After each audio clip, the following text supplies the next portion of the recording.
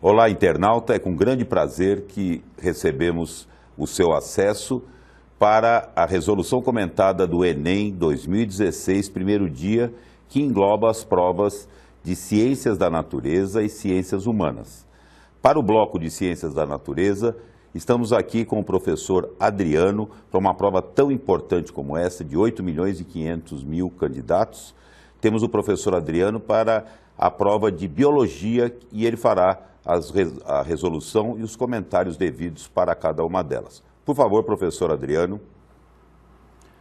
Fala, gente, tudo bem? Beleza? Maravilha?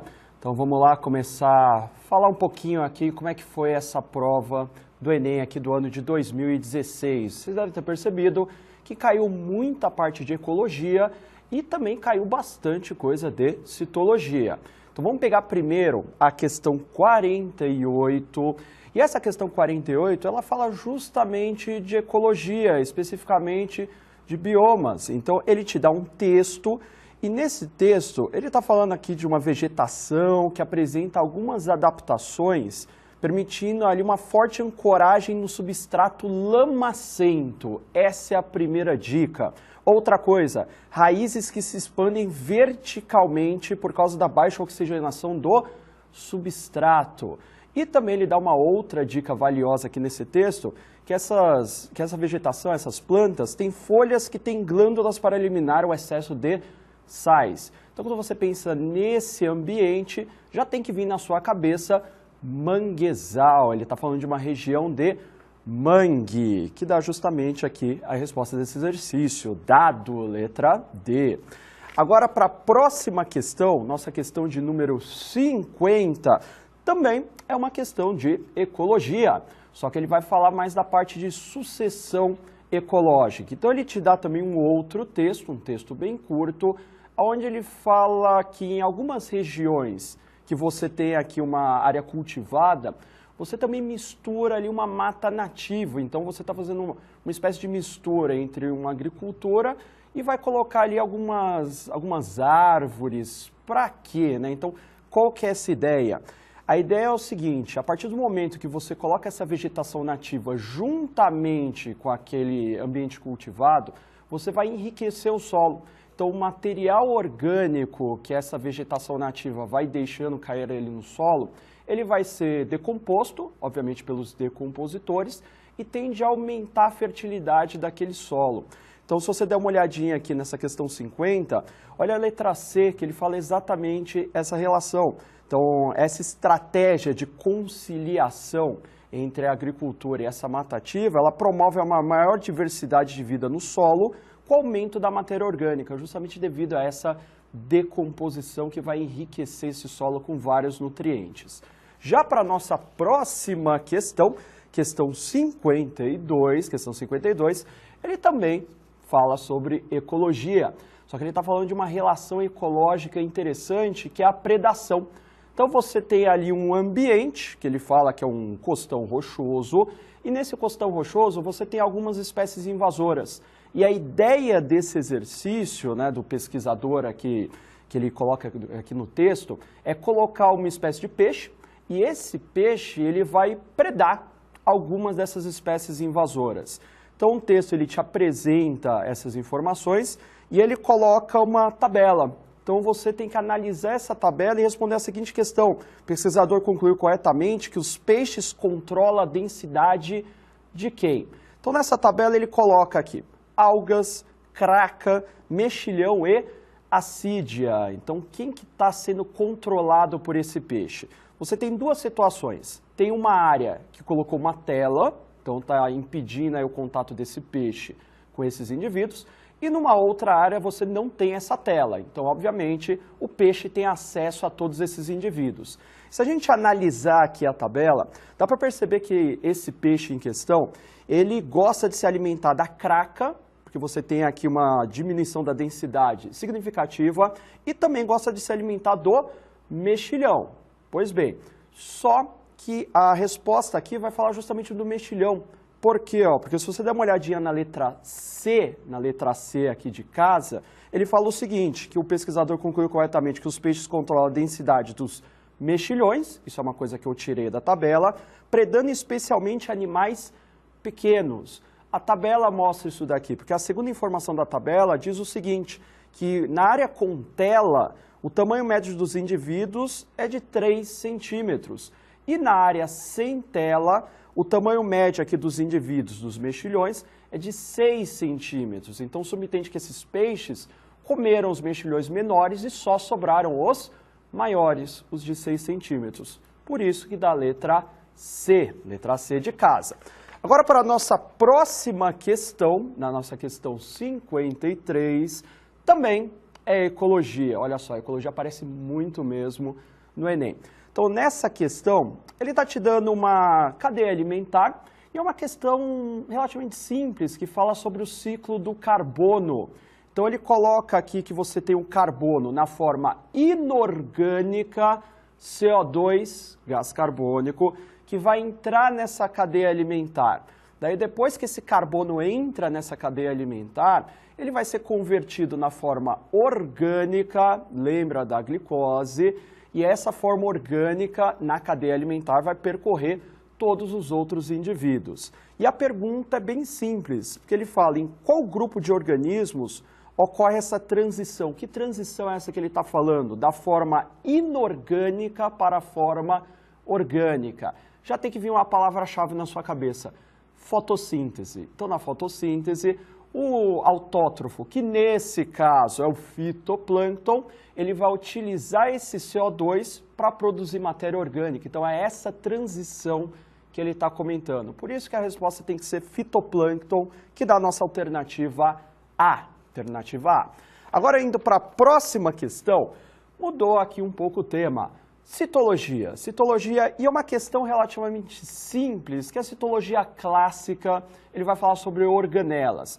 Então, ele te dá um texto onde você tem aí um pesquisador, enfim, que ele tem uma nanopartícula, e essa nanopartícula, ela é capaz de carregar proteínas para dentro de tipos celulares específicos. Tudo bem, só está comentando ali um pouquinho a utilização dessa nanopartícula. E o que ele está falando aqui, nessa questão aqui 55?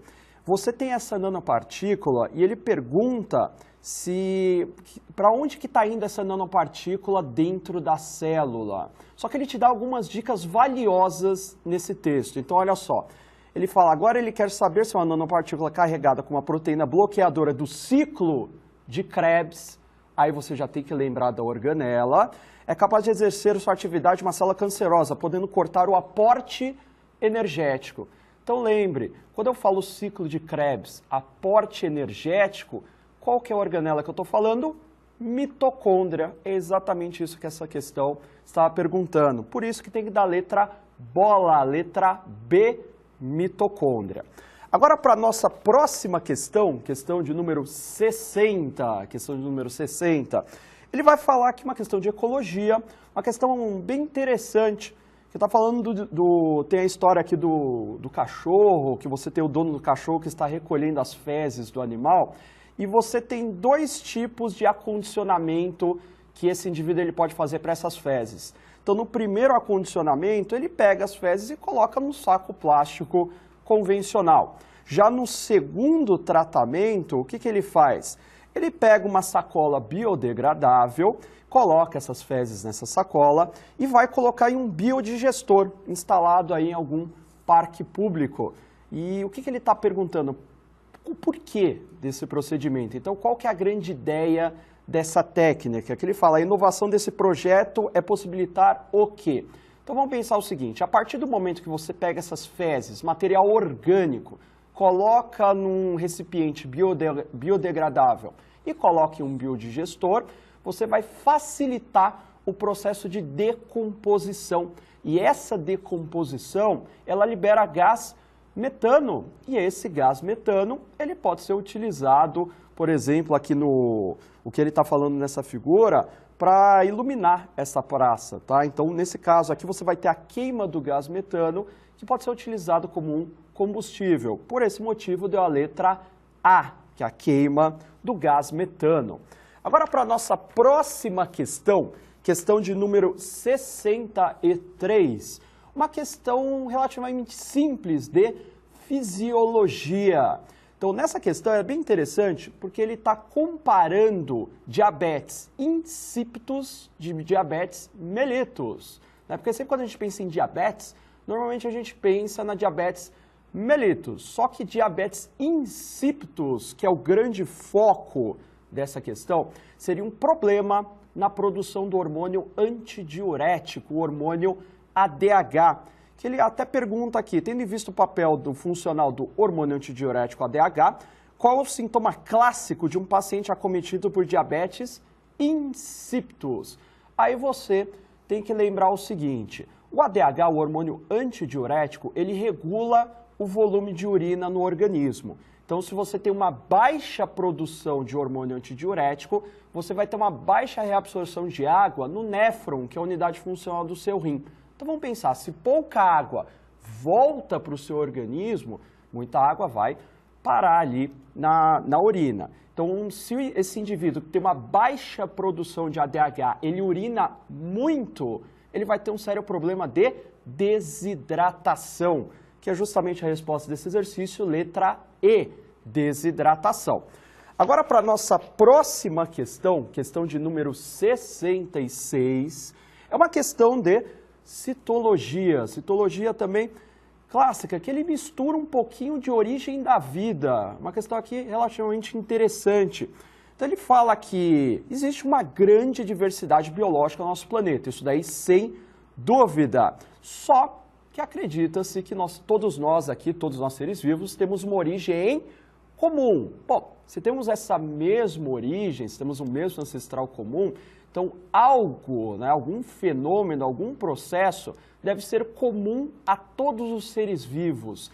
Esse é o grande foco dessa questão, porque ele vai perguntar um exemplo de tal processo que é comum em todos os seres vivos, vai ser a síntese proteica, desde organismos mais simples do ponto de vista estrutural, como organismos muito mais complexos, todos eles ali, eles produzem proteínas da mesma maneira. Por isso que essa questão da letra E, síntese proteica.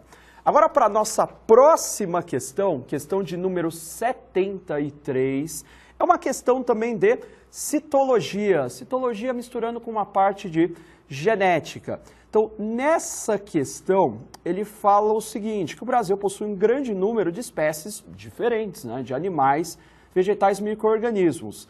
Então, ele quer discutir como se dá esse aumento dessa variabilidade genética, como que se dá esse aumento da diversidade entre os organismos. Então, quais mecanismos que aumentam essa diversidade genética? E ele faz a pergunta, o incremento da variabilidade ocorre em razão da permuta gênica, crossing over, permutação, qual propicia a troca de segmentos entre cromátides não irmãs na meiose. Tudo bem, ele já explicou o que é o tal do crossing over da permutação para você. Aí ele pergunta, essa troca de segmentos, ela é determinante no quê? Justamente para aumentar a variabilidade gênica nos gametas e, como consequência, você também aumenta a variabilidade gênica na própria população. Por isso que aqui vai dar a letra C. Letra C. Então, ocorre recombinação genética na formação dos gametas, a partir desse crossing over ou permutação. Agora, para a nossa próxima questão, questão de número 75, é uma questão de citologia, vai falar de energética, que processos de produção de energia, uma questão também bem interessante. Então, ele te dá essa figura, né, que ele fala, o esquema representa de maneira bem simplificada o processo de produção de etanol, utilizando milho como matéria-prima. Muito bom. Então, ele fala que o milho, né, obviamente o grão do milho, ele vai passar por um processo de hidrólise. Depois dessa hidrólise, esse produto ele vai ser misturado aqui com leveduras, que são fungos que irão fazer fermentação. E dessa fermentação está sendo produzido aqui CO2, libera-se água e o que interessa aqui na produção do etanol é, obviamente, o próprio etanol. Ele vai perguntar o seguinte, a etapa de hidrólise na produção de etanol a partir do milho é fundamental para o quê? Então, por que que você, antes de colocar o milho aqui em contato direto com a levedura, precisa passar por esse processo de hidrólise. Então lembre, o amido do milho ele vai ser hidrolisado e dessa hidrólise libera glicose. E essa glicose, que é o substrato para a levedura, ela fazer fermentação alcoólica. E fazendo essa fermentação alcoólica, ela vai produzir o etanol. Por isso que tem que dar a letra dado, letra D, que ele fala o amido seja transformado em substratos utilizáveis pela levedura. Nesse caso, a glicose para fermentação alcoólica.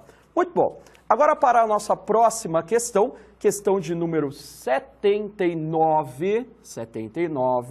É uma questão bem interessante, porque vai misturar um pouquinho de fisiologia com zoologia. Então ele está falando aqui num texto sobre a formação de coágulos. E esses coágulos sanguíneos, eles podem causar alguns problemas cardiovasculares. Então ele faz essa primeira explanação. Só que ele fala aqui no texto que a prevenção e tratamento dessas doenças pode ser feitos com drogas anticoagulantes, justamente para evitar a formação desses coágulos. Só que quando você pensa nessas substâncias anticoagulantes, elas podem ser retiradas, podem ser pesquisadas a partir de alguns animais. Então ele vai perguntar exatamente isso. A indústria farmacêutica estimula a pesquisa de toxinas animais com essas propriedades. Então aqui nas alternativas, ele te dá um rol de vários animais. E qual deles você poderia utilizar nessa pesquisa para tentar descobrir alguma substância anticoagulante? Lembre que o mosquito hematófago, olha o nome, ele se alimenta de sangue. Vamos pensar, por exemplo, no Aedes aegypti, né? Um clássico, Aedes aegypti. Então, quando o Aedes aegypti ele vai picar algum indivíduo, ele vai sugar o sangue. Só que, obviamente, na saliva desse mosquito, você tem uma substância anticoagulante. Porque se o mosquito ele pica a pessoa, né, o sangue ele coagula ali, o próprio mosquito pode morrer engasgado. Então, quando você pensa em mosquitos hematófagos, eles têm aí na sua saliva algumas substâncias anticoagulantes que podem ser aplicadas aqui nesses medicamentos. Por isso que a resposta é a letra E, mosquitos hematófagos. Muito bom.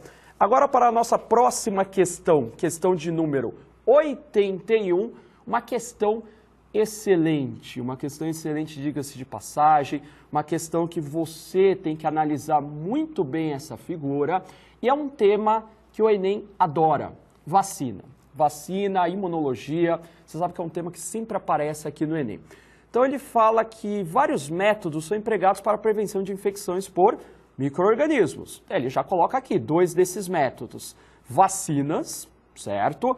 E a utilização de alimentos probióticos. Então, nessa figura, ele vai dizer aqui como é que esses probióticos eles podem atuar no seu organismo. Então, você tem 5 maneiras pelas quais esses probióticos eles atuam aqui no organismo. Então, eles podem competir por nutrientes, pode ter a produção de substâncias antimicrobianas, você tem aqui também a disputa por sítio de adesão, o estímulo à produção de imunoglobulinas, anticorpos, e a manutenção da integridade epitelial. Está falando então da ação desses probióticos. E a pergunta é a seguinte: qual o mecanismo de ação desses probióticos promove um efeito similar, um efeito parecido à vacina?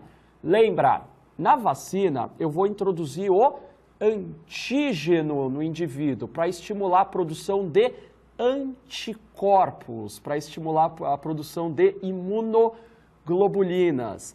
Então aqui nessa ação, nessa função 4 que você está vendo na figura, ele fala exatamente que esses probióticos, eles estimulam a produção de imunoglobulinas, de anticorpos, assim como faz uma vacina. Por isso que a resposta tem que ser a letra B, bola número 4, tudo bem? Agora para a nossa próxima questão, questão de número 85, novamente ecologia aparecendo aí para você. Então essa questão, ela fala sobre o ciclo do nitrogênio. Muito cuidado, hein? Cuidado para não confundir com outros ciclos. Ele te dá um texto no qual ele fala que o aumento da quantidade de gás carbônico na atmosfera pode prejudicar a absorção de nitratos do solo. Por isso que eu já sei que é ciclo do nitrogênio. Então ele fala que essa absorção de nitratos, aqui ele te dá o exemplo do trigo, ela é prejudicada devido ao aumento de CO2 na atmosfera. Muito bom, é isso que ele fala aqui nesse texto. Aí a pergunta, nesse contexto, a qualidade nutricional do grão de trigo será modificada primariamente pela redução do quê? Bom, vamos pensar o seguinte, então, se esse meu pé de trigo, ele está com dificuldade de absorver nitrato desse ambiente, então vai faltar nitrogênio. E quando você pensa aqui nessas moléculas, nessas substâncias que ele colocou nas alternativas, qual dessas substâncias obrigatoriamente precisa de nitrogênio para ser produzida? Proteínas. Lembre, proteínas são conjuntos de aminoácidos. Olha o nome, aminoácido grupo amina, que tem nitrogênio. Então essa é a sequência de eventos, a linha de raciocínio que você tem que fazer para chegar nessa resposta, que é a letra E. Então esse trigo terá uma dificuldade na produção de proteínas. E agora na questão 87, uma questão de botânica, uma questão clássica de botânica, ele te dá esse desenho que fala do movimento da seiva xilêmica em uma planta. Falando do funcionamento do xilema, transporte de seiva bruta. Muito bom, maravilha. Colocou aqui esse desenho, um desenho clássico. E a pergunta é uma pergunta um tanto quanto inusitada, que ele fala, mesmo que essa planta viesse a sofrer a ação contínua do vento e a sua copa crescesse voltada para baixo, essa seiva continuaria naturalmente seu percurso. Sim, né, isso daí é verdade. Daí ele pergunta por quê, né? O que garante o transporte dessa seiva? Lembre, quando nós falamos do funcionamento do xilema, tudo depende da transpiração que é realizada na região das folhas. Então, mesmo você virando a copa da planta para baixo, essa planta, obviamente, vai continuar a transpirar, por isso que o transporte do xilema não vai se alterar. Então, nessa nossa última questão, transpiração é a resposta, letra E. Espero que você tenha feito uma ótima prova. Obrigado. Obrigado, professor Adriano. Em instantes, continuamos com a resolução comentada do Enem 2016, primeiro dia.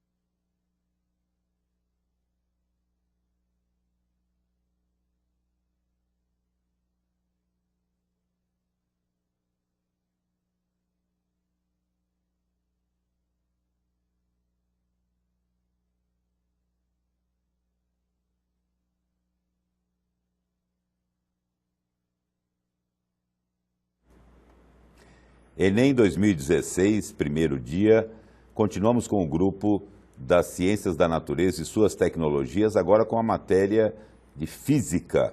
E o professor Naldo está aqui para a resolução comentada e para fazer os comentários também que achar pertinente sobre a dificuldade da prova e sobre as estratégias do aluno para resolvê-lo.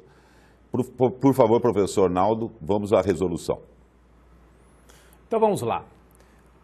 A primeira questão, a questão número 46 de Física, nós temos o famoso efeito Doppler, Doppler-Fizeau, que nós inclusive comentamos já nessa última semana de aula antes da revisão. Basta o aluno lembrar que na fase de aproximação, a frequência captada é maior do que a frequência emitida. E após, né, a fonte começar a se afastar do observador, a frequência captada é menor do que a frequência emitida. Portanto, nós vamos à alternativa D. Na questão 51, nós temos uma questão de eletrodinâmica. Também fizemos a revisão, não é, essa semana, do assunto. Bem, nós temos aí 3 lâmpadas em paralelo e queremos relacionar as intensidades das correntes, ok? Basta você perceber que as lâmpadas L1 e L2 são percorridas pela mesma corrente, estão em paralelo, ok? A intensidade da corrente que passa pelo ponto B seria a soma de IC e ID, e a intensidade da corrente que passa em A seria a soma das correntes que passam em L1, L2, L3, e, portanto, ao retornar ao gerador, a intensidade E é igual a IA. Então, nós temos a alternativa correta A. Uma bela questão. A questão número 54 é uma típica questão de movimento uniformemente variado, ok? Em que nós temos um gráfico da velocidade em função da distância percorrida pelo móvel. Veja, uma questão que pode gerar uma certa dúvida no aluno, porque nós temos aí o tempo de reação, ok? Em que a velocidade permanece constante e durante a frenagem, não é? Até o corpo parar, o carro parar, nós temos um movimento uniformemente variado. Ocorre que é o gráfico da velocidade em função da distância e não da velocidade escalar em função do tempo. Então tome muito cuidado, porque no MOVE a velocidade em função da distância é um arco de parábola, dado pela relação da chamada equação de Torricelli. Portanto, o gráfico correto é o gráfico da alternativa D. Então, velocidade constante durante o tempo de reação, a distância percorrida durante o tempo de reação, e depois um MOVE retardado, ok, com arco de parábola. Vejamos então a questão 56. A questão 56, novamente uma questão de ondulatória em que se tem também o chamado efeito Doppler, não é? Então, você tem uma mariposa que passa por um morcego em repouso, que se afasta dele, e o morcego, em determinado momento, emite um som, um ultrassom, não é? Que se propaga, reflete na mariposa e volta a ele novamente. Ok. Veja, a onda refletida vai ter necessariamente uma frequência menor do que a frequência emitida, devido ao efeito Doppler. Ok? A intensidade da onda diminuirá, porque a distância da mariposa ao morcego que recebe a onda aumenta, então a intensidade vai diminuindo com a distância ao quadrado. E finalmente o tempo de retorno aumenta porque a distância entre o morcego e a mariposa vai aumentando, não é? Então isso nos leva imediatamente à alternativa A. É uma bela questão, ok? É uma questão que rápida, não é? Que explora os conhecimentos básicos de ondulatória, com exceção talvez do efeito Doppler, que é uma questão que é um tema mais difícil, mas que o aluno não perderia muito tempo para resolver. A questão 59. Na questão 59, nós temos a clássica questão da potência calculada por um desnível de queda d'água, não é? Então, nós temos aí a comparação entre a potência teórica máxima e a potência de uma das turbinas de Itaipu, e a potência gerada, né, instalada, não é, nessa usina. Então vamos lá. Inicialmente vamos lembrar, a potência total é calculada, a potência teórica total é calculada fazendo-se mgh pelo tempo, ok? Como a massa é a densidade vezes o volume por tempo é a vazão. Então nós temos que a potência teórica seria a densidade vezes o volume, vezes, aliás, a vazão, vezes o modo da gravidade, vezes o desnível h. Substituindo os valores, nós vamos ter 1 vezes 10 à terceira, vezes 690, vezes 10, vezes 118,4. Aí nós temos uma operação matemática que vai tomar um certo tempo do aluno. Nós vamos ter uma potência, então, de 816,96 megawatt. Muito bem. Então, essa é a potência teórica. Potência útil. nós temos uma potência total instalada de 14.000 megawatts, ok? Se nós temos 20 turbinas, então nós temos uma potência por turbina instalada de 700 megawatts. Como ele quer a diferença entre a potência teórica e a potência instalada, nós vamos ter então 816,96 menos 700. Então, 116,96 megawatts, o que nos leva à alternativa C. Uma bela questão, uma questão clássica. Fizemos em sala de aula, não é, esta questão, no nosso caderno. Muito bem, a questão 61, uma belíssima questão do Enem, não é, que fala sobre resistores. Ele fala que o grafite pode ser usado para simular resistores elétricos, não é, em desenhos de papel. Ok. Então, se faz a montagem desses resistores desenhados que formam uma espécie de um sorvete, não é? Ok, então nós temos um resistor ligado entre os pontos A e B de 5 kΩ, um resistor também ligado entre A e B, não é?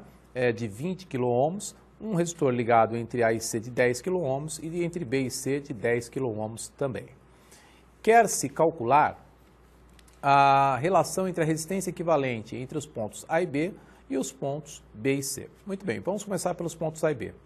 Linearizando o circuito, nós vamos ter que os resistores de 5 kΩ, 20 kΩ estão necessariamente em paralelo e os resistores de 10 kΩ estão em série, ok? Sendo que estão interligados pelo ponto C.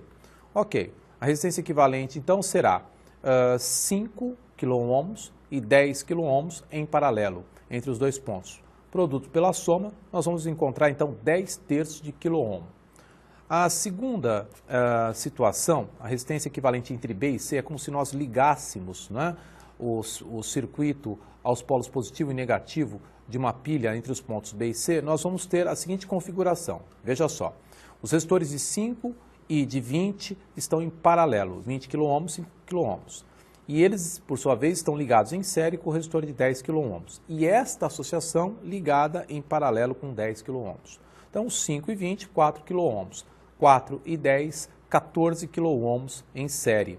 Então, nós teremos 14 kΩ em série, dos 4 e 10, não é? Em paralelo com o de 10. Ok? Então, produto pela soma. Então, nós vamos ter 14 vezes 10 sobre 14 mais 10. 140 sobre 24.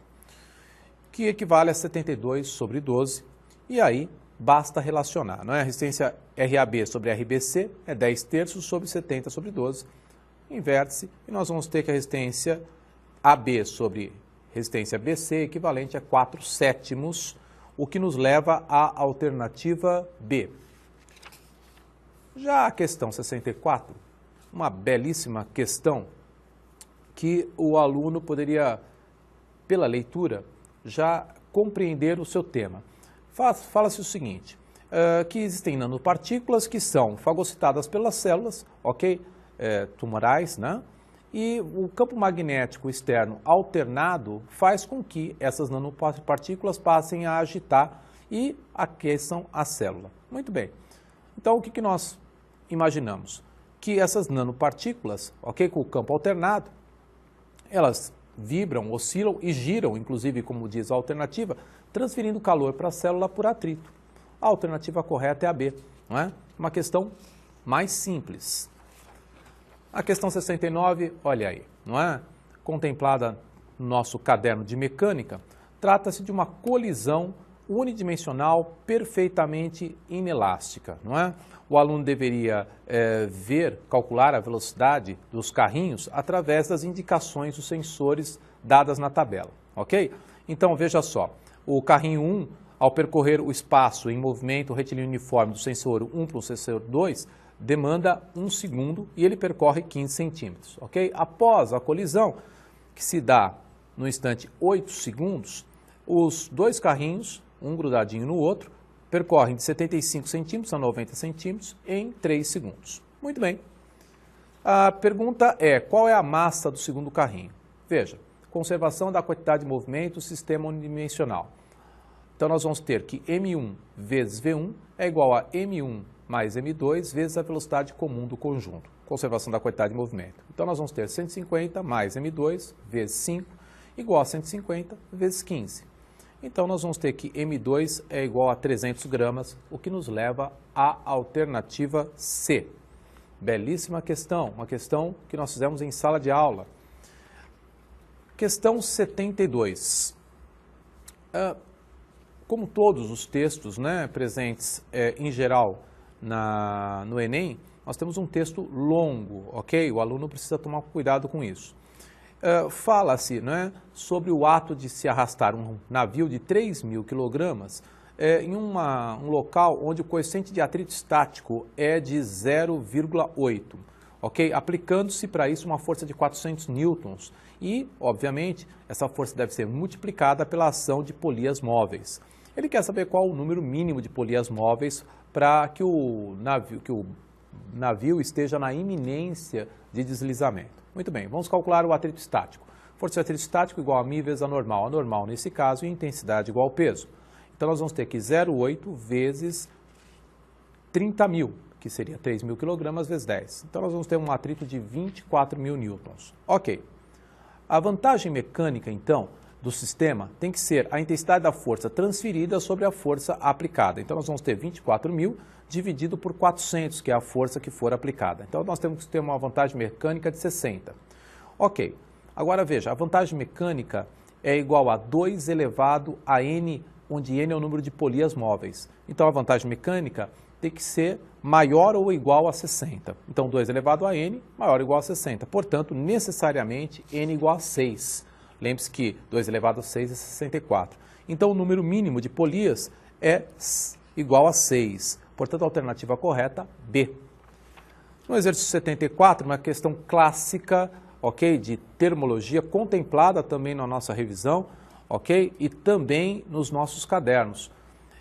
Trata-se daquele fenômeno em que você encosta a mão em dois corpos, aqui no caso alumínio e plástico, ok? Ambos estão à mesma temperatura, no entanto, você tem a sensação térmica de que o alumínio está mais frio. Isso ocorre porque o alumínio é melhor condutor de calor do que o plástico.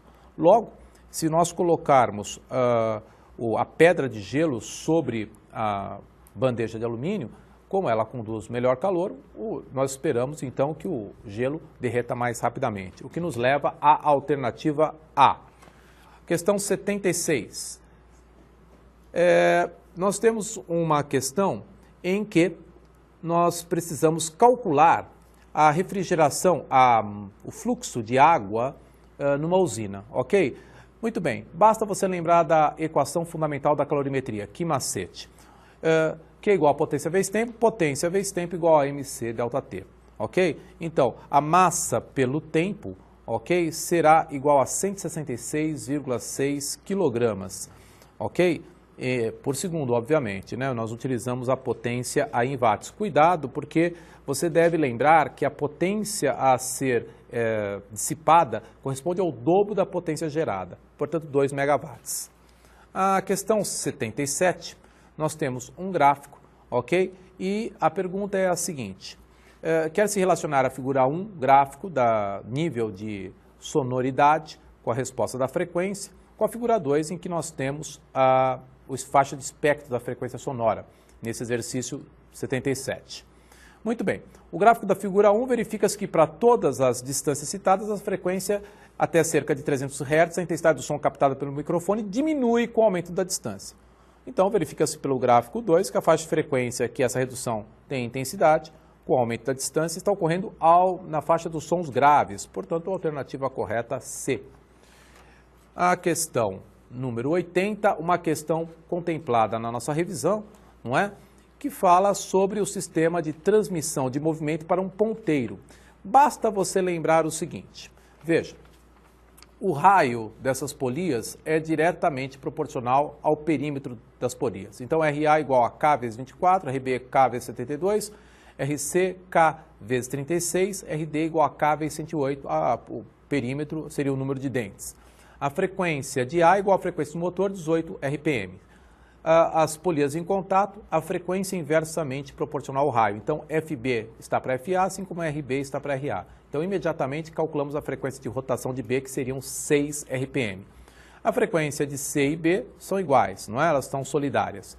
Agora, vamos relacionar a frequência de D e C. FD sobre FC igual a RC sobre RD, substituindo os valores, nós temos uma frequência de D de 2 RPM. Logo, o ponteiro gira com essa mesma frequência, o que nos leva à alternativa B. A questão 82, nós temos uma questão multidisciplinar, ok? Em que se pergunta qual seria a estratégia para se reduzir as mudanças climáticas já em andamento, ok?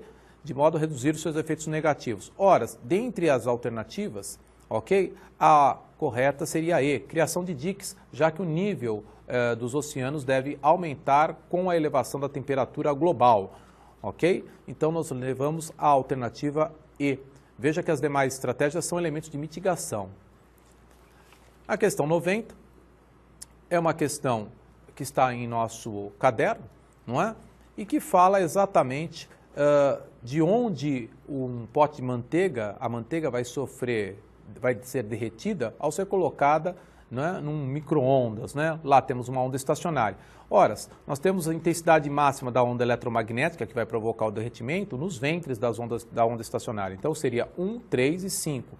Mas, pontos consecutivos, pode ser 1 e 3 ou 3 e 5. E nós temos a alternativa A, que diz exatamente isso, 1 e 3. Portanto, a alternativa certa A, e é isso. Obrigado, professor Naldo. Vocês perceberam, pelo esforço dos nossos professores, a maratona que representa essa primeira prova do Enem das Ciências da Natureza e Ciências Humanas. Daqui a pouco nós continuamos com essa resolução comentada.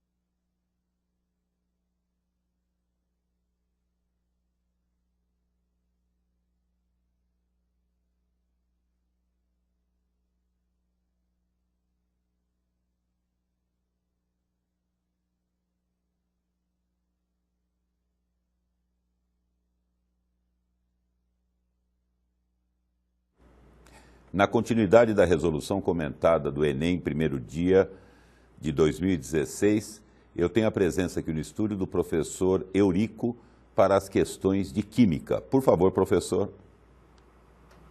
Olá, internautas. Vamos lá?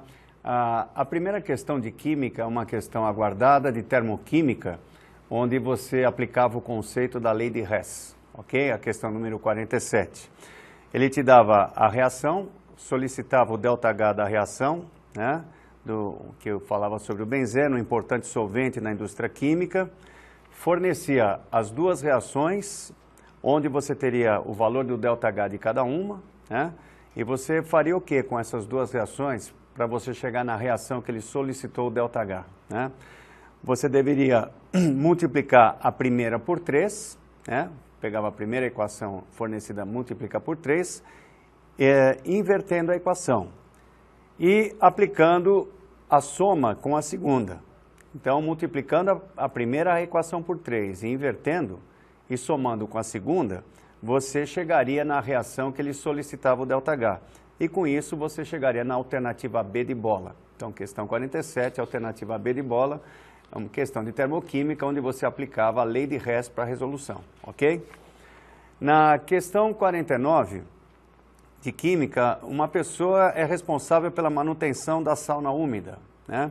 Onde você tinha lá o gerador de vapor, que empurrava o vapor em cima das folhas e perguntava qual era o processo de separação que é responsável pela aromatização.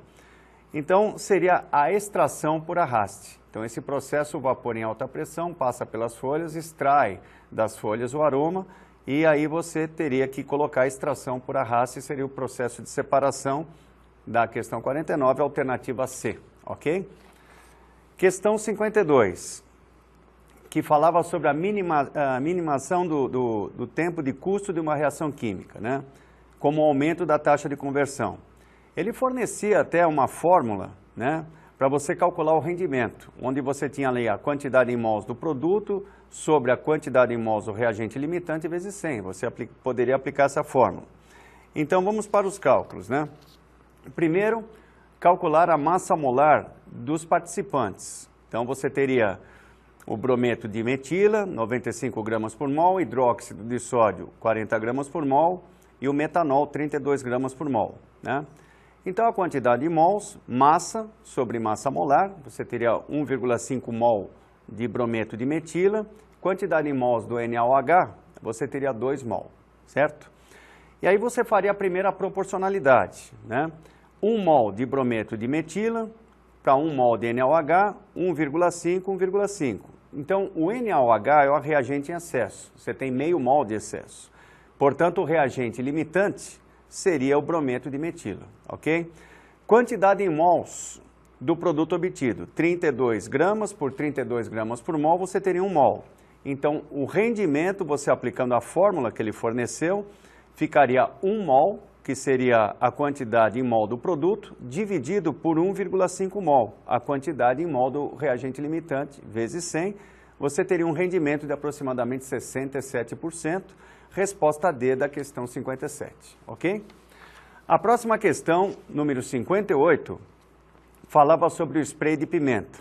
Quando uma pessoa é atingida com spray de pimenta nos olhos ou na pele, a lavagem da região atingida com água é ineficaz. Queria saber o porquê.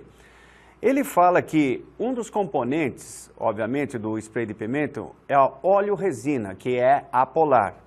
Então, a solubilidade do princípio ativo em água é muito baixa, né? Dificultando a remoção. Então, por isso que é difícil, obviamente, você fazer a remoção do spray de pimenta dos olhos. Por quê? O princípio dele é o óleo-resina, que é apolar. E se você vai tentar tirá-lo com água, que é polar, fica muito difícil. Então, a resposta da questão 58, alternativa B de bola, ok? Questão de solubilidade. Questão 62, é aquela que falava sobre o carvão ativado, que é um material que possui elevado teor de carbono, né? No caso apresentado, entre o adsorvente e a substância absorvida, que ele fala que é o benzeno, os dois apresentam a mesma polaridade, né? O carvão ativado é um composto, é um elemento apolar, né? E no caso, o benzeno, que é um hidrocarboneto, também é apolar. Então, você teria as interações do tipo de polo induzido e de polo induzido, quer dizer, estrutura apolar com outra estrutura apolar. Resposta da questão 62, alternativa D de dado, ok? A próxima questão de química, questão 65, era aquela que versava sobre o aquecimento de um material por irradiação com micro-ondas, né? Então, ele falava que o micro-ondas fariam uma absorção direta da energia ao ser aquecido. E o aquecimento é seletivo dependerá principalmente da constante dielétrica, né? E ele fornece para vocês, aí no caso, a água, que é polar, o metanol, que é polar, o etanol, que é polar, e o propanol, são substâncias polares. A única apolar é o hexano. E a interação do micro-ondas é com moléculas polares, com moléculas que têm polos. Portanto, a resposta da 65 seria com a molécula do hexano, alternativa E, questão 65, certo? Não haveria interação, então permanece constante. Na questão 67, que fala sobre meados de 2003, mais de 20 pessoas morreram no Brasil após terem ingerido a suspensão de sulfato de bário, que é um sal, né? Só para você ter a referência. A pergunta dele é, a presença dos íons bário solúveis na amostra indicada pela qual situação? Bom, então vamos lá para a resolução. Trata-se a amostra com uma solução de ácido clorídrico. Quando você trata o carbonato de bário com ácido clorídrico, vai formar cloreto de bário, CO2 e água, certo? E separa os compostos insolúveis por filtração, adicionando ácido sulfúrico a seguir. E aí você vai ter um precipitado de sulfato de bário. então haverá precipitação de um sólido branco, que seria o sulfato de bário, questão 67, alternativa C, ok? Questão 68 é aquela que versava sobre feromônios, aromas, que são utilizados na comunicação entre indivíduos da mesma espécie. Ele fornece, né, um feromônio, o bombicol, você observa uma cadeia longa, com 2 insaturações e o grupo OH na extremidade. E a pergunta em relação a esse feromônio, né, do exercício, considerando as estruturas, qual tipo de estereoisomeria, qual tipo de isomeria espacial que você observaria? Então, se você observar a molécula fornecida do feromônio, ele apresenta um tipo de estereoisomeria, ou seja, isomeria espacial do tipo cis-trans, isomeria geométrica, tudo bem? E o composto que tem uma semelhança com a isomeria geométrica seria o composto da alternativa E, que é o único feromônio que também apresenta a chamada isomeria geométrica ou cis-trans.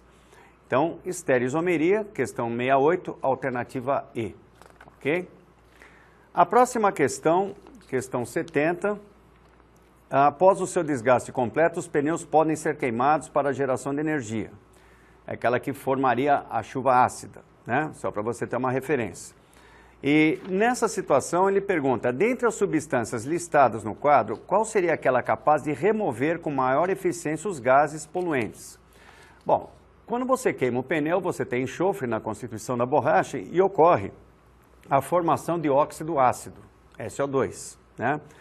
E, obviamente, para você fazer a remoção, você tem que fazer a remoção com substâncias de caráter alcalino, caráter básico. E entre as 3 substâncias básicas citadas que você tem no quadro, né, que seria piridina, metilamina e hidrogênio fosfato de potássio, o hidrogênio fosfato apresenta maior valor da constante de equilíbrio. Então, essa seria de maior eficácia. Portanto, questão 70, alternativa D de dado. Próxima questão falava sobre a lipofilia, um dos fatores fundamentais para o planejamento do fármaco. Mede o grau de afinidade que a substância tem com ambientes apolares, né? Então, maior afinidade por ambientes que não têm polos, apolares. A pergunta dele, em relação ao coeficiente de participação da testosterona e dos compostos 1 e 2, composto 1 você tem hidrogênio, que você pode colocar no lugar de X. Composto 2 você tem CH3. Então vai predominar ali o caráter apolar, certo? Predominando o caráter apolar, vai ser maior se você colocar o X, o hidrogênio, e também será maior se você colocar o grupo CH3, tá? Que é a lipofilia da testosterona. Então, questão 71, alternativa D de dado, ok? Questão 78, que falava sobre as biocélulas. Ele fornecia para vocês, questão de eletroquímica, os potenciais de redução. O que você faz? Como é que você calcula o potencial? Faz o maior menos o menor. Quando você calcula o potencial, com essa diferença, o maior menos o menor, você vai achar um potencial de 1,1 volt. Se você somar 4, você vai chegar na tensão solicitada, que é de 4,4 volts. Então, a questão 78, alternativa B de bola, ok? Na questão 83, aquela que falava sobre os pensamentos do Platão, etc. E do ponto de vista da ciência moderna, os 4 elementos descritos por Platão, correspondem às fases sólida, líquida, gasosa e plasma, excetuando-se a fase de plasma, essas transformações da matéria em nível microscópio estão associadas a quê? A uma mudança na estrutura espacial, formada pelos diferentes constituintes do material. Então, a questão 83, a resposta seria a alternativa D de dado. Questão 84, questão de estequiometria, onde você, para cada litro de etanol produzido em uma indústria de cana-de-açúcar, são gerados cerca de 18 litros de vinhaça, tá? Só para você ter a referência. Então, você montaria a primeira proporcionalidade. 1 litro de etanol corresponde a 18 litros de linhaça. 27 mil litros de etanol, você teria 4,86 vezes 10 a quinta litros de linhaça. Calculando a quantidade de fósforo por também proporção, 1 litro de linhaça tem 60 miligramas de fósforo, 4,86 vezes 10 a quinta litros de linhaça, você teria o valor da massa do fósforo, tudo bem? Então, a resposta da questão 84, questão de estequiometria, alternativa B de bola. Questão 86, pesquisadores recuperaram o DNA dos ossos do mamute. A pergunta dele, qual a técnica de datação apresentada no texto? Só é possível devido a quê? A proporção conhecida entre o carbono 14 e o carbono 12 na atmosfera ao longo dos anos. Você tem que ter uma referência para fazer essa datação, que praticamente é constante, né? Então, a proporção seria essa a resposta da questão 86, alternativa A. Questão 88, que versava sobre os nucleófilos, né, que são bases de Lewis, e ele te dá um modelo de reação a seguir, né? Então, seguindo o modelo dado, os nucleófilos reagem com haletos de alquilo por meio de uma reação chamada substituição nucleófila, como mostrado no esquema. A reação entre o metóxido de sódio e o brometo de metila, segundo a equação, vai formar um éter, o metoximetano ou éter dimetílico. Então, resposta da questão 88, alternativa A, ok? Questão 89 falava sobre solubilidade, falava sobre os tensoativos, que são compostos de interagir com substâncias polares e apolares. Ele fornece uma estrutura onde você tem uma extremidade polar negativa, né? E tem uma cadeia longa que caracteriza a parte apolar. Quando você coloca essa estrutura na água, haverá uma atração entre a parte negativa da estrutura, tá, e a água. A interação que a água é polar e essa parte da extremidade também é polar. E a figura dessas partículas em água seria a figura do copo da alternativa C. Então, questão 89, finalizando, alternativa C. Ok, pessoal? Até uma próxima. Obrigado, professor Eurico. Encerramos aqui o bloco das Ciências da Natureza e suas tecnologias. E na próxima, na sequência, nós temos as Ciências Humanas. Daqui a pouco.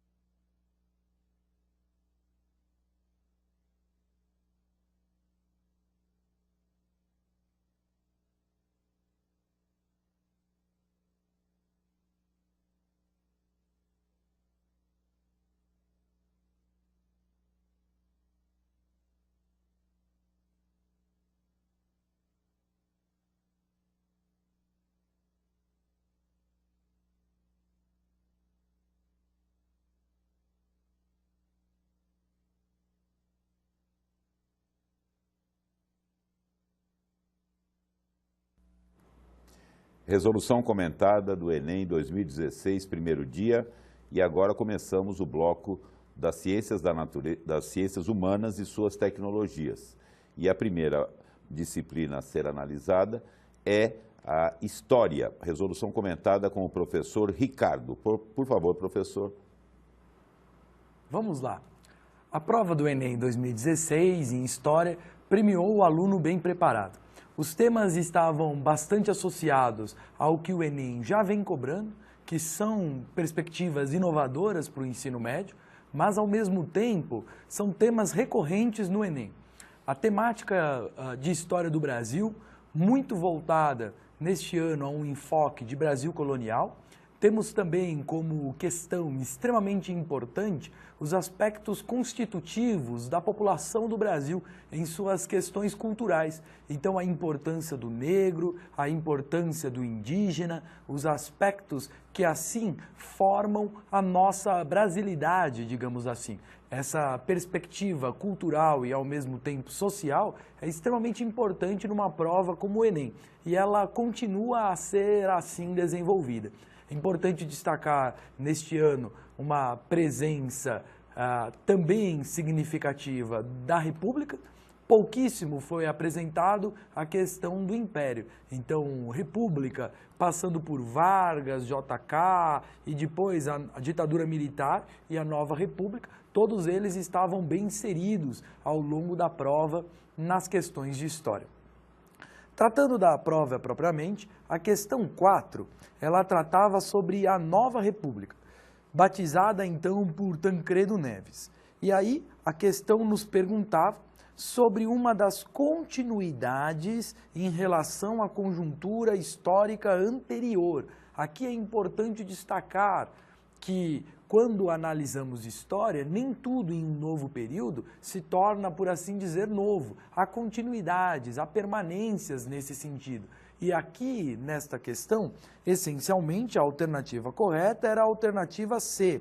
Estamos aqui com a prova amarela, a questão 4, era a alternativa C, a presença de políticos com trajetórias no regime autoritário. O mais destacado, sem dúvida nenhuma, é José Sarney, que assumiu em 85, provisoriamente, a presidência frente à doença de Tancredo Neves, que depois veio a falecer, então permaneceu na presidência José Sarney.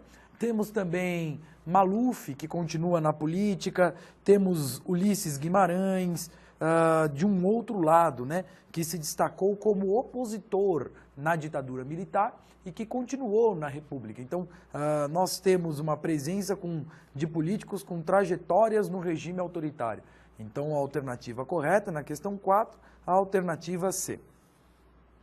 A questão 7 é uma questão muito interessante porque ela tratava de uma imagem, de um processo artesanal, e, na sequência, um texto associando a imagem estabelecida.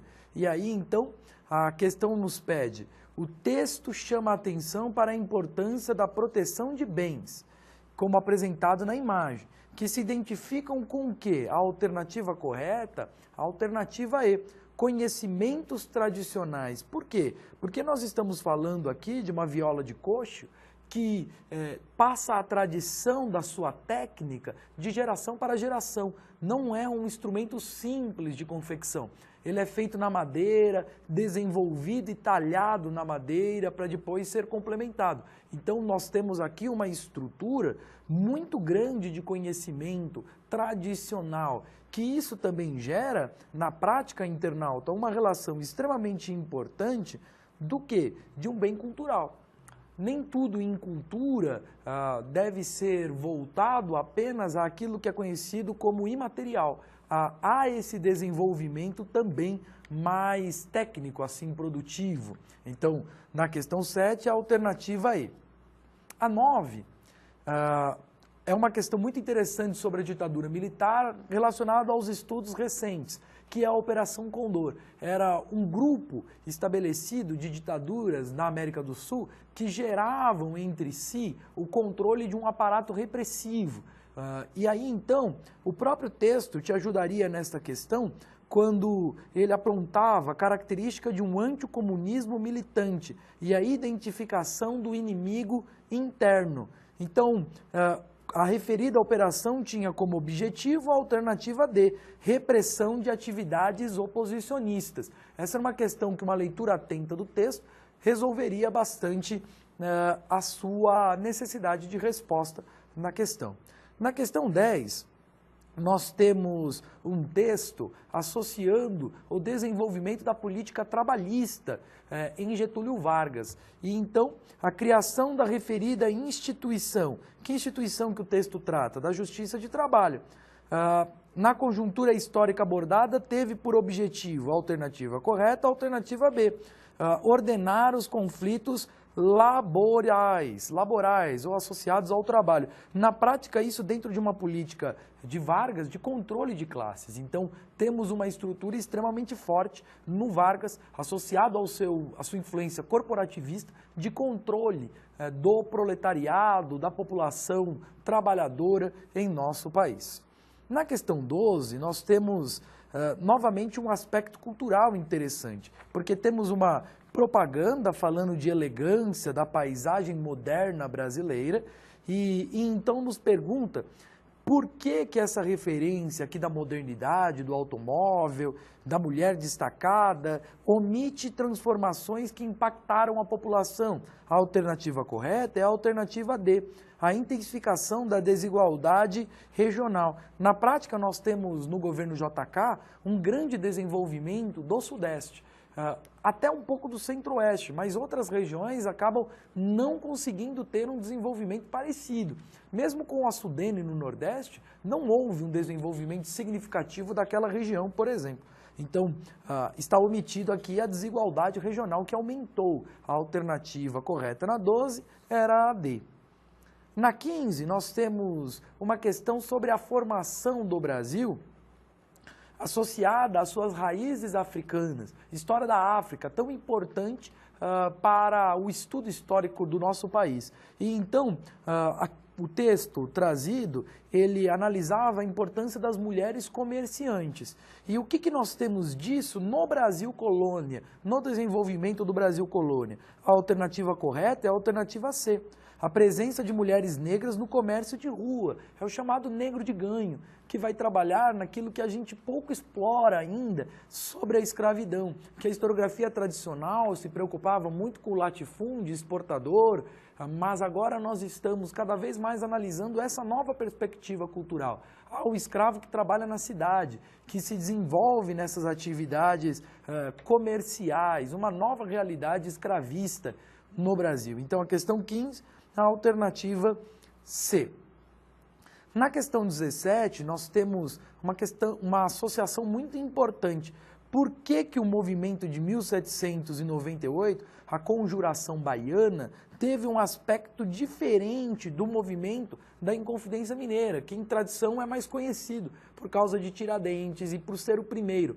A grande questão aqui, internauta, é entender que o movimento baiano tinha um viés social e popular.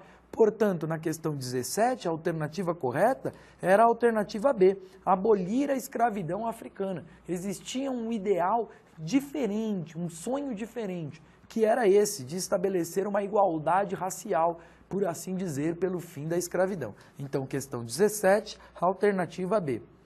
Na questão 18, nós temos dois documentos. O primeiro documento do Stuart Schwartz, falando sobre a questão dos negros da terra, os indígenas, e o segundo sobre o índio como um conceito de construção. E aqui, então, o que nós entendemos sobre o europeu? É uma questão de etnocentrismo. A alternativa correta, nesse aspecto antropológico no Brasil, é a alternativa C. Havia uma compreensão extremamente eurocêntrica dos indígenas. Os europeus, eles se entendiam como superiores e eles não estavam nem um pouco preocupados em compreender as diferenças existentes entre os indígenas. Então, por isso aqui, nós temos uma compreensão etnocêntrica europeia sobre a população nativa da América. Questão 18, alternativa C. Vamos à questão 26. Essa é uma questão um tanto quanto importante de analisarmos com atenção. Nós temos uma imagem que trata de uma ilustração falando sobre o café do Brasil. E o texto fala sobre o café, que é o melhor de todos os cafés. A página do periódico documenta, então, atenção ao comando da questão, caro internauta. Um importante elemento da cultura francesa, que é revelador do papel do Brasil na economia mundial, indicado no seguinte aspecto. Na prática, aqui, nós temos um comando mal redigido. A questão acaba por admitir duas respostas, a D e também a E.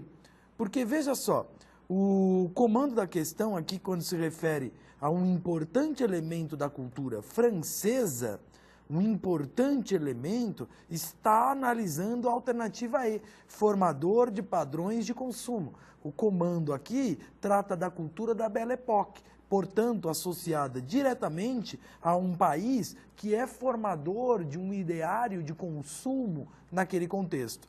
Por outro lado, quando nós temos uma frase intercalada na sequência, que é revelador do papel do Brasil na economia mundial, uma frase secundária, o que nós temos aqui? nós temos a possibilidade da alternativa D, fornecedor de produtos agrícolas. Dentro da Divisão Internacional do Trabalho, pós-Segunda Revolução Industrial, o papel do Brasil, visto pela economia europeia, era de um país produtor de produtos primários, associados, portanto, à agricultura. Mas, quando nós temos, assim, afinal, o indicado no seguinte aspecto, não deixa claro a questão se está se tratando do elemento, portanto, da França, ou do papel, ou seja, do Brasil. Assim, é por isso que a questão mal redigida admite as respostas D ou E. D ou E. A questão 30, ela trata sobre a linhagem dos primeiros críticos ambientais. E então o texto ajuda bastante na resposta, quando ele apresenta o Brasil elogiado por sua riqueza e potencial econômico. Portanto, o que o autor demonstra? A alternativa A, ferramenta essencial para o avanço da nação. Aqui nós temos uma relação extremamente importante de desenvolvimento interpretativo histórico daquilo que se tratava de uma temática extremamente contemporânea, que é a crítica ambiental em nosso país. Então, a questão 30, a alternativa A. A questão 31, ela apresenta a relação extremamente importante da política do coronelismo. E o coronelismo, ele estava, tanto o texto trata isso, como o aluno bem preparado sabia bem disso, que o clientelismo é a marca extremamente importante do coronel. A troca de favores, um objetivo de um lado, um objetivo do outro, uma relação de perpetuação oligárquica no Brasil da chamada República Velha. Portanto, na questão 31, a alternativa correta, a alternativa D. Disseminação de práticas clientelistas, como o voto de cabresto, tão enfatizado em nossos estudos. Na questão 33, nós temos mais uma questão sobre Vargas, e aqui ela trata sobre uma questão extremamente importante, que é, no Brasil, ainda democrático, em 35, para mais adiante, no Brasil ditatorial de Vargas e Estado Novo, negar o desenvolvimento da população judaica em nosso país. Por que nós temos isso? Qual é a razão desta política? A alternativa correta é a alternativa E, a simpatia de membros da burocracia pelo projeto totalitário alemão.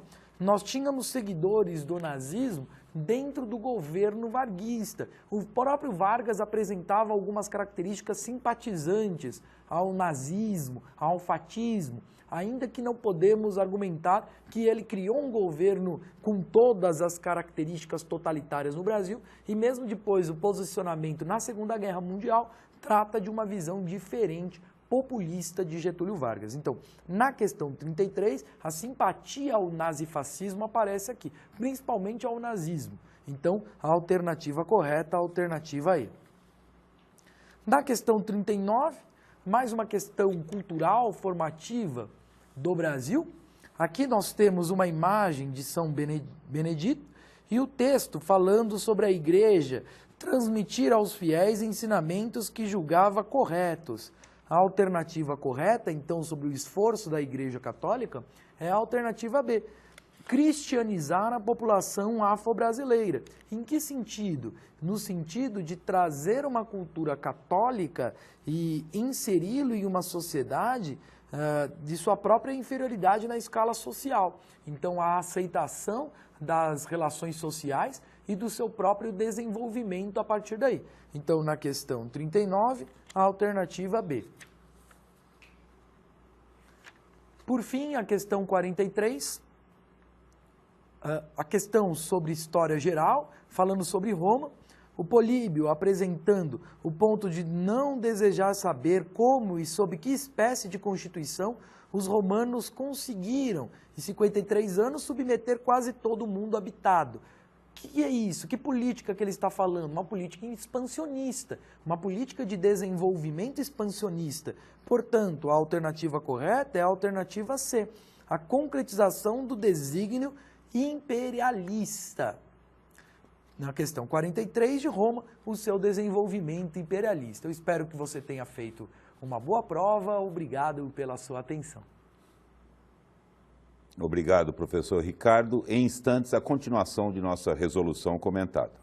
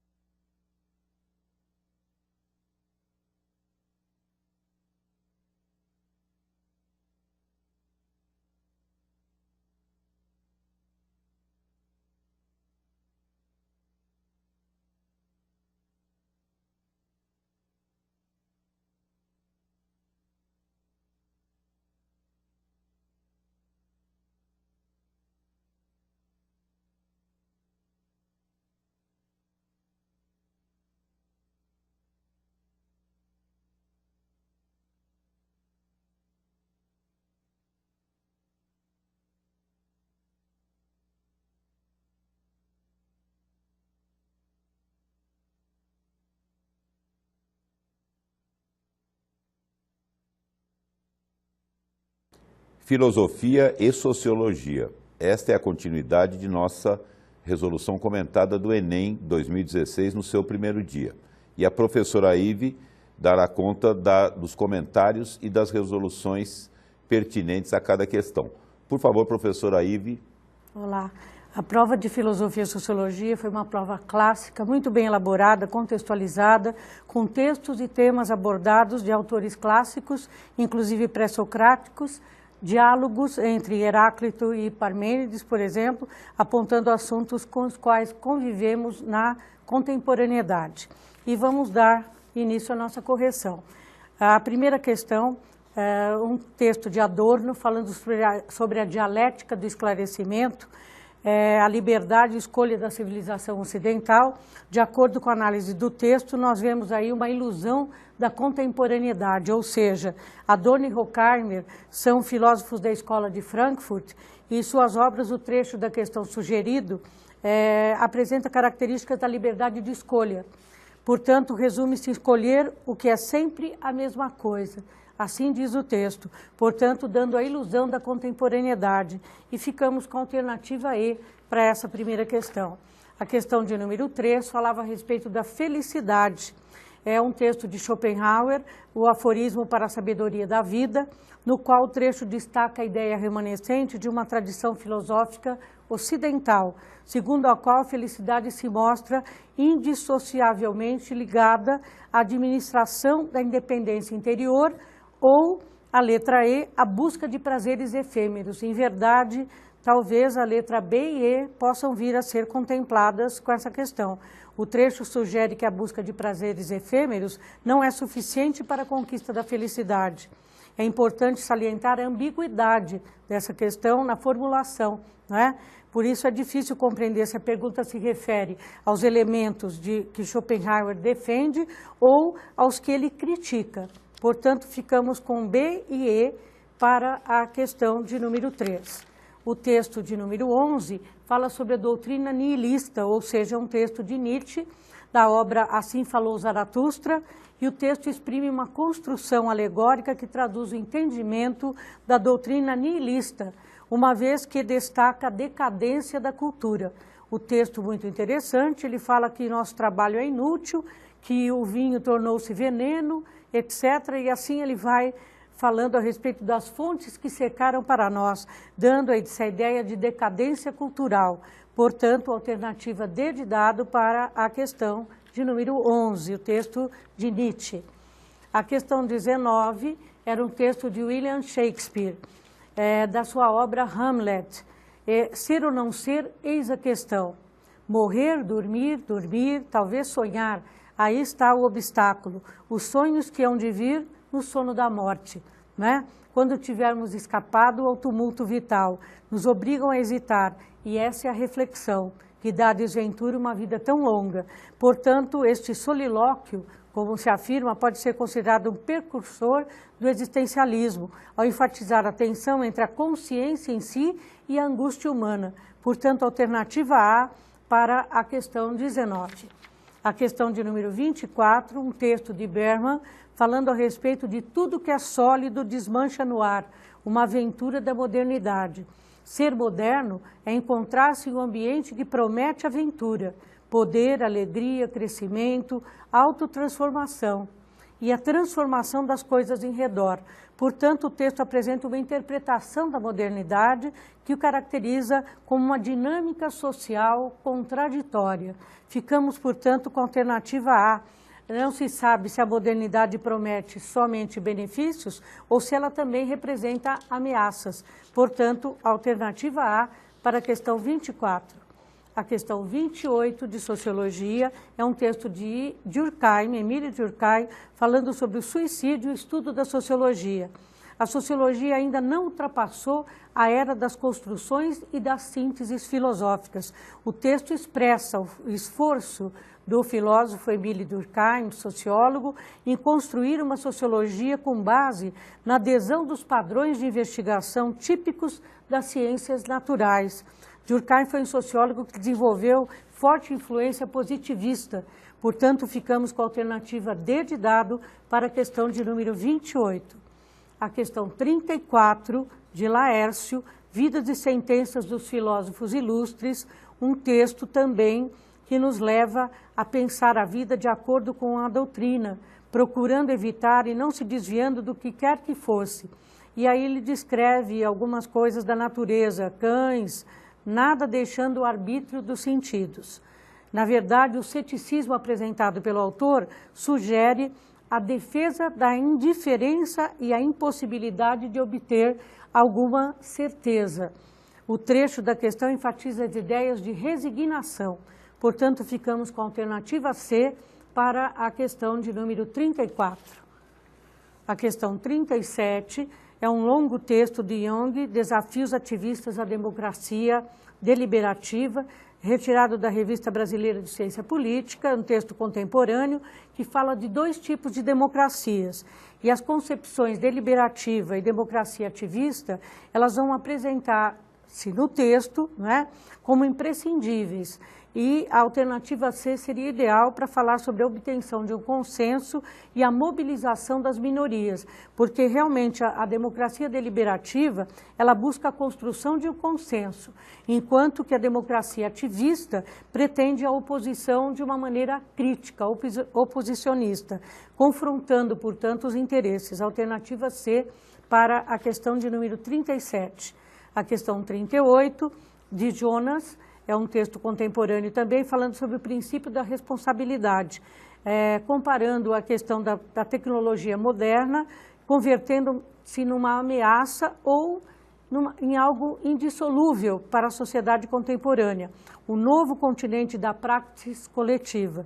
Portanto, eles estão questionando aí a sobrevivência das gerações futuras. A questão associa a tecnologia moderna à ideia de ameaça e de riscos que estão contidos também nesse domínio da natureza pelo homem. Alternativa B de Brasil para a questão de número 38. A questão 42 é um texto de Descartes sobre as regras para a orientação do espírito e nunca nos tornaremos matemáticos, segundo ele. embora a nossa memória possua todas as demonstrações feitas por outros, se nosso espírito não for capaz de resolver toda espécie de problemas. Portanto, a sua busca pelo saber verdadeiro, o autor considera o conhecimento de um modo crítico, como resultado da autonomia do sujeito pensante. Portanto, a alternativa D de dado, ele defendeu essa autonomia do sujeito pensante, um pensamento diferente daquele do senso comum. O conhecimento deve ser fruto da razão, deve ser juízo próprio para a obtenção da verdade. D de dado para 42.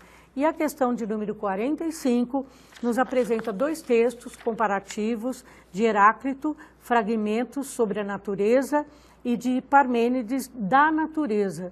O primeiro texto são debates ontológicos, né, que têm origem na discussão a respeito da origem do ser. Em verdade, esse tema ontologia, ele recebe dois filósofos com abordagens diferentes. Enquanto Heráclito salientou a impermanência e a fluidez constante, o Parmênides defendeu a unicidade e a constância como características fundamentais do ser. Portanto, alternativa C, discussões de base ontológica para a nossa questão de número 45. Professor? Obrigado, Ive. Na sequência, o encerramento da nossa resolução comentada no bloco de Ciências Humanas e suas tecnologias. É só um pouquinho.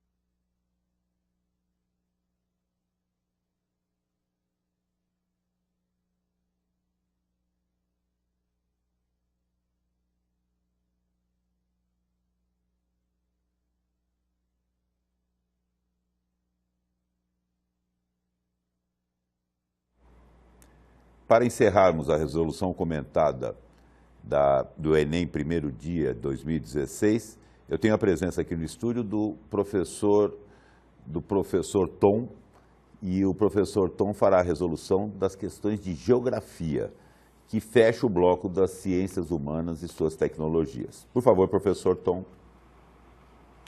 Tudo bem? Vamos lá então. Temos bastante questões aqui. E a primeira foi a questão, na prova amarela, de número 2. Ela fala sobre a parceria transpacífica e aí posiciona os países, e o que eles têm em comum é justamente a sua localização na bacia do Pacífico. E por isso a alternativa melhor seria a alternativa E, que fala das vantagens locacionais que esses países teriam entre eles, o que há na verdade em comum entre eles. A número 5 é uma questão que fala de moradores da Noruega que têm casas móveis, que se deslocam por trilhos. E na verdade eles podem morar perto do trabalho durante a semana e levar a casa para o interior, para os bosques, né? E aqui se pergunta que tipo de movimento é esse, né? Que dinâmica do espaço urbano a gente tem representado aqui nesse texto? É aquele movimento que diariamente os trabalhadores fazem, sobretudo nas grandes cidades, das áreas periféricas até as regiões centrais, que é o chamado movimento pendular. Ok? Alternativa B, de bola. Número 6. Fala da cidade do Rio de Janeiro, que ela tem uma projeção imediata em várias localidades nos arredores. Por exemplo, a influência da cidade do Rio de Janeiro no sul do estado da Bahia, ou do próprio estado na região da Zona da Mata, em Minas Gerais, a influência do Rio de Janeiro em Vitória do Espírito Santo, Juiz de Fora, Cachoeiro de Itapemirim, Campos de Goytacazes. Então, essa influência que São Paulo tem, inclusive além dos seus limites territoriais, ele conceitua, na verdade, a ideia de região polarizada, né? É uma região que polariza, que influencia, né, toda a sua área, o que daria a alternativa C. A questão número 8 é uma questão que fala da instalação por parte da China de uma plataforma de petróleo em águas contestadas. Aquela região existem ainda algumas diferenças ali, algumas dificuldades de delimitar fronteiras entre China, até mesmo Japão, Vietnã, Filipinas. Então, o assunto que está sendo abordado aqui é a questão da jurisdição, da soberania territorial, que água pertence a quem e a quem pertencer ele tem a soberania, o domínio sobre aquela área. Ok? Alternativa D de dado. Questão número 13. Fala da pesca industrial, que provoca destruição, por exemplo, na África. E aqui fala do súbito desaparecimento do bacalhau. Um peixe que, na verdade, sofreu, além da pesca, a sobrepesca. Então, o que nós estamos observando é que esse modelo de pesca comercial predatória acaba com os peixes de determinadas regiões do mar. Portanto, ele está tocando diretamente na questão da insustentabilidade deste modelo de produção e de pesca e de consumo que a gente tem. Portanto, a alternativa melhor é a alternativa A, na questão 13. Questão 14. Fala do aumento da produtividade do trabalho no mundo sem precisar acumular. Na verdade, pelo aumento da produtividade. E o que você tem é que com as novas tecnologias, você tem uma produção muito mais barata, e isso faz com que vendedores possam comercializar, por exemplo, refrigerantes em porta de estádios de futebol por valores muito pequenos, mas ao mesmo tempo tendo que trabalhar das formas mais primitivas possíveis, né? O que se fala aqui diretamente é sobre o impacto da tecnologia e as modificações que essa tecnologia provoca na estrutura produtiva, o que daria a alternativa C. Questão 16 fala da produção industrial, que no passado ela basicamente exigia 3 elementos, que era o trabalho, a terra e o dinheiro. E numa sociedade comercial, você tinha que organizar todos esses elementos, tornando-os disponíveis para compra. Portanto, até o trabalho teve que virar mercadoria, coisa comprada. Então, está se falando aqui diretamente da consolidação da força de trabalho como mercadoria, o que dá a alternativa C na questão 16. A questão 20 é uma questão que vem acompanhada de uma imagem de uma mulher astronauta segurando um produto de limpeza, dizendo que as mulheres do futuro farão da Lua um lugar bem mais limpo. Essa visão mais machista, de certa maneira, que mostra um preconceito de gênero. Logo depois, em 2016, um texto, e o texto de 2016 já falava de mandar 50% de astronautas mulheres, né, para o espaço. E aí no site vários comentários machistas a respeito de se mandar a mesma quantidade de homens e mulheres para o espaço. Na verdade, tanto lá, em 1968, como mais recentemente em 2016, o que se percebe é uma manutenção dos estereótipos de gênero. Ok? Alternativa D de dado, na questão 20. A número 21 é uma questão sobre projeções cartográficas, que faz referência ao emblema da ONU.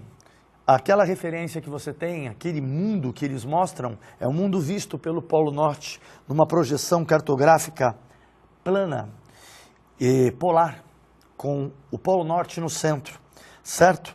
E essa imagem, nitidamente dá para perceber que só poderia ser obtida pela alternativa A, ok?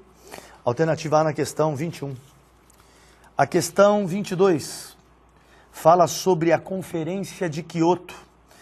E a Conferência de Quioto fala sobre o aquecimento global, a questão do efeito estufa, e fala da comercialização internacional de créditos de sequestro ou redução de gases causadores do efeito estufa, os famosos créditos de carbono.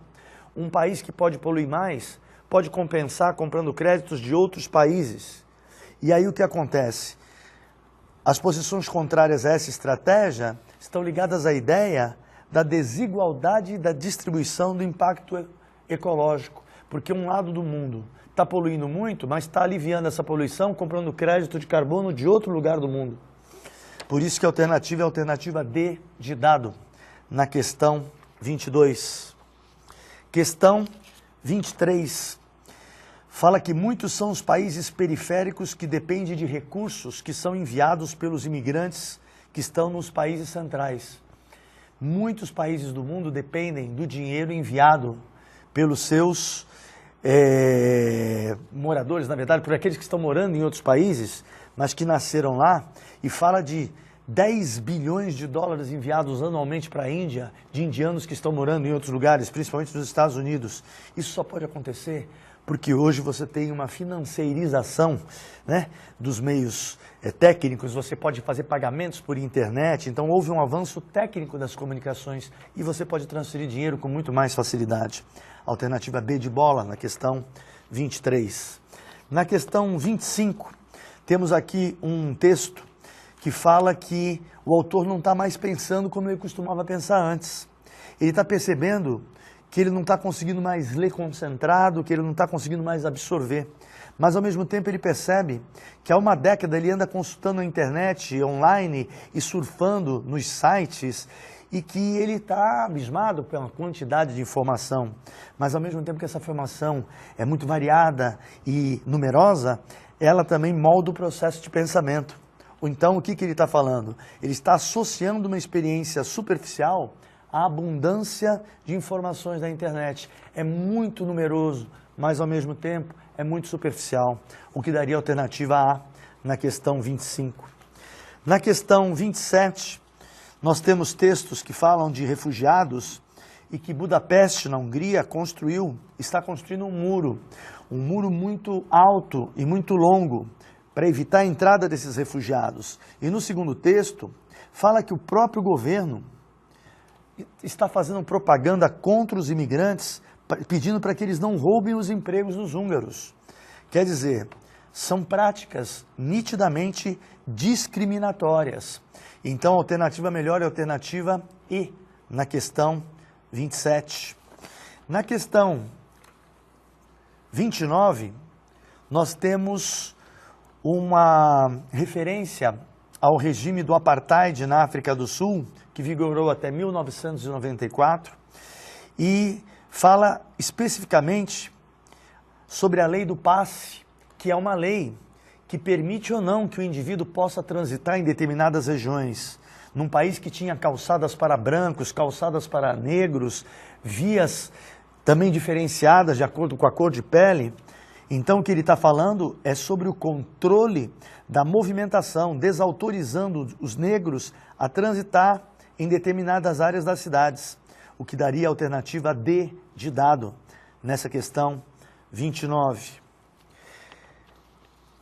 Questão 32 é uma questão que mostra regiões do planeta onde nós percebemos o processo de dessalinização das águas. Para que você dessaliniza a água? Provavelmente para bebê-la, já que você não tem grande disponibilidade de água potável. Então a alternativa é a alternativa C, escassez de água potável. Questão 35. A questão 35, ela fala que a cidade deve contemplar todos os seus moradores, e não somente aqueles que estão no mercado formal de produção capitalista. Você tem uma cidade que não tem divisões entre os incluídos e os excluídos. Pessoas que moram no centro da cidade próximas do seu trabalho, mas muita gente que mora em áreas periféricas e precisam de grandes deslocamentos para chegar ao trabalho. Então, aqui, qual seria uma das soluções, né? Na verdade, a qualificação de serviços públicos em bairros periféricos, o que daria alternativa A, na questão 35.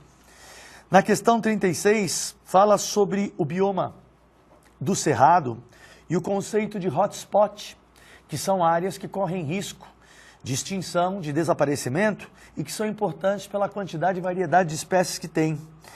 E no caso do hotspot Cerrado, a necessidade de ser considerado um hotspot tem como causa o fato de ter sido basicamente mais de 50% devastado pela expansão das atividades agropecuárias, pela fronteira agrícola, soja, gado, principalmente. Alternativa E, na questão 36. Na questão 40, nós temos uma ideia do rural, numa entrevista, um bate-papo com o músico Renato Teixeira, e falando, puxa vida, a música está tão diferente, sertaneja da sua época, sertaneja moderna, e ele surpreendentemente disse que a música é a mesma, ela não mudou. O que mudou foi a vida no campo. O campo é hoje muito diferente daquilo que ele era. Novas atividades foram para lá, então o que nós podemos dizer é que hoje existem novas ruralidades que obviamente não existiam no passado, o que dá a alternativa B de bola nessa questão 40. Na questão 41, nós temos um gráfico que fala do número de filhos por casal diminuindo rapidamente em várias localidades do mundo. E a queda rápida desse número de filhos influencia diretamente a oferta da mão de obra desses países. Por isso, a alternativa A, na questão 41. E a última questão, número 44, é uma questão que mostra alguns quadrinhos, e nesses quadrinhos conta a história da Revolução Islâmica em 1979, que impôs o uso obrigatório do véu nas escolas. Então ele está falando diretamente de uma transformação política que muda os costumes de uma região, o que daria alternativa E na questão 44. Espero que todos tenham conseguido se desempenhar bem e até a próxima. Obrigado, professor Tom. Terminamos aqui a resolução comentada do Enem 2016, primeiro dia. Lembrando que as resoluções comentadas também são elementos de estudo. A entonação da voz do professor, a inflexão dessa voz, os pontos que ele salienta são importantes para você fixar os principais conceitos. Obrigado e até a próxima.